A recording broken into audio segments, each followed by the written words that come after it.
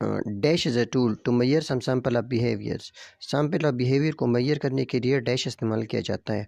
तो किसी भी सैम्पल ऑफ बिहेवियर को मैयर करने के लिए जो टूल इस्तेमाल किया जाता है उसको टेस्ट कहा जाता है।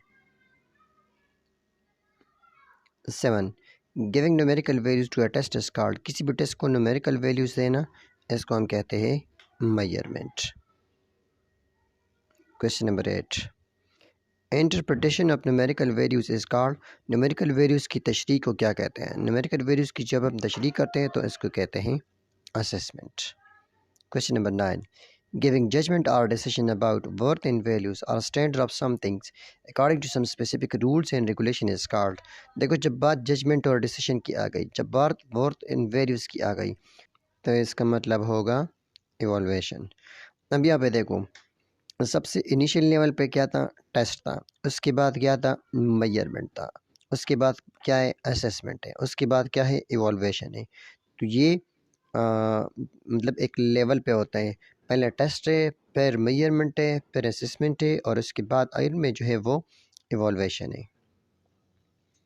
Question number 10 the right sequences. Right sequences में कौन सा है? तो ये तो हमने यहाँ पे ऑलरेडी लिखा कि पहले टेस्ट, फिर मेजरमेंट, फिर असेसमेंट, फिर इवॉल्वेशन। तो यहाँ पे ये ऑप्शन ए ही करेक्ट है। Question number 11 the least in scope is, मतलब इसमें से सबसे कम स्कोप किसका है? सबसे कम स्कोप जो है ये टेस्ट का है। Measurement is a dash process. Measurement क्या है? मेजरमेंट ये क्वांटिटेटिव प्रोसेस है, क्योंकि इसमें न्यूमेरिकल वैल्यूज़ होती है, इसी वजह से इसको हम कहते हैं कि ये क्वांटिटेटिव प्रोसेस है। Assessment is both quantitative and assessment जो है, इसमें ये क्वालिटी है कि असेसमेंट क्वांटिटेटिव भी है और असेसमेंट क्वालिटेटिव भी है, यानी असेसमेंट दोनों हैं। Question number 14 types of assessment और इवोल्यूशंस आर। इवोल्यूशन की कितनी किस्में? इवोल्यूशन की 4 किस्में हैं। अब देख रहे हैं ये 4 किस्में कौन कौन सी हैं।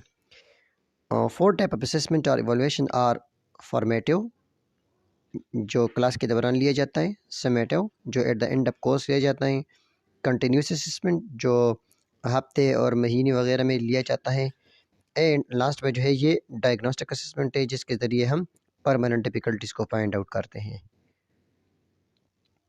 Question number 16 a test answer the question. एक टेस्ट बताता है कि बच्चा कितना अच्छा परफॉर्म करता है, यानी how will a child perform. Measurement जो है, ये आंसर करता है कि एक बच्चा किस हद तक, यानी हाउ मच ही परफॉर्म, उसने किस हद तक सीखा है। 18 में क्या है? Evolution answer the question. Evolution ये बताता है कि बच्चे ने किस हद तक टेस्ट अच्छा किया है, तो हाउ गुड। तो ये 3 चीज़ें याद रखना है। टेस्ट बताता है कि how well.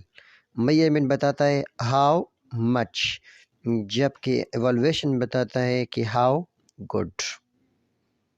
Next question 19 specific statement of learner behavior of outcomes that are expected to be exhibited by students after completing a unit of instructions are called। बच्चों ने एक यूनिट कंप्लीट किया, उस यूनिट में जो हमने पढ़ाया है कि हम चेक करना चाहते हैं कि बच्चे ने कितना कुछ सीखा है, तो इसको हम क्या कहेंगे?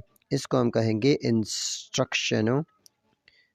इसको हम कहते हैं, ये क्या है? ये इंस्ट्रक्शन ऑब्जेक्टिव्स है।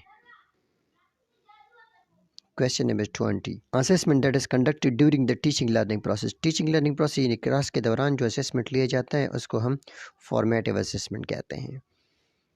21 assessment that is conducted on daily, weekly और मंथली बेसिस। जो डेली हम टेस्ट लेते हैं, वीकली लेते हैं या मंथली टेस्ट लेते हैं, इसको हम कहते हैं कंटिन्यूस असेसमेंट। 22 असेसमेंट और evolution that is conducted at the end of teaching learning session. ये सेशन कंप्लीट हो गया, सेशन के एंड में जो टेस्ट लिया जाता है उसको हम कहते हैं समेटिव असेसमेंट। 23 असेसमेंट और evolution that is conducted to sort out medical reason is called.